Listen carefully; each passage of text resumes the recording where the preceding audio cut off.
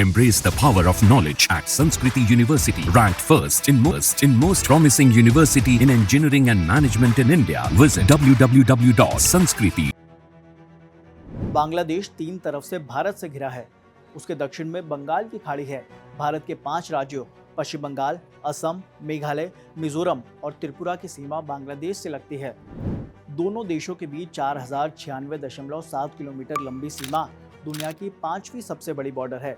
इनमें सबसे लंबी 2216 किलोमीटर की सीमा पश्चिम बंगाल से लगती है। हाल के सालों में बांग्लादेश से भारत में घुसपैठ बढ़ी है। विशेषज्ञों का कहना है कि अगर वहां कट्टरपंथी सरकार बनती है तो भारत के लिए खतरा बढ़ने की और ज्यादा आशंका है। कहानी घुमा फिराकर वहीं आती है, खतरा सिर्फ बांग्लादेश से नहीं बाकी पड़ोसी देशों से भी है, क्योंकि अस्थिरता भारत के लिए मुश्किलें बढ़ा सकती हैं। हमारा पड़ोसी चीन भारत की जमीन पर दावा करता रहा है। इस पर युद्ध भी हो चुका है। अब वो भारत के लिए चारों तरफ मौजूदगी बढ़ा रहा है।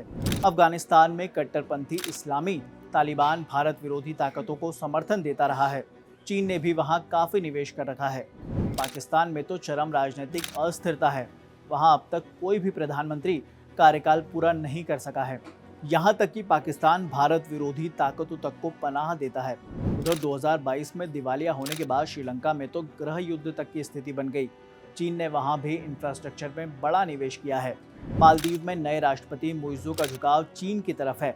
उन्होंने हाल ही में भारतीय सैनिकों को मालदीव छोड़ने का आदेश भी दिया था। म्यांमार में सेना का शासन है, जिसे चीन का समर्थन हासिल है। म्यांमार से भारत में तस्करी और घुसपैठ की घटनाएं होती रहती हैं। नेपाल भी राजनीतिक अस्थिरता वाला देश है।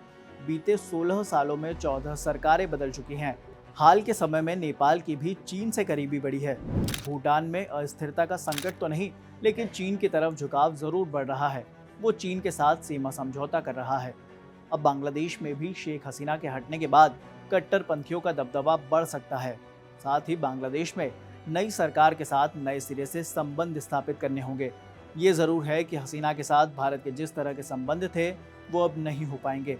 एक्सपर्ट्स की माने तो अमेरिका भी नहीं चाहता कि बांग्लादेश में चीन का प्रभाव बढ़े।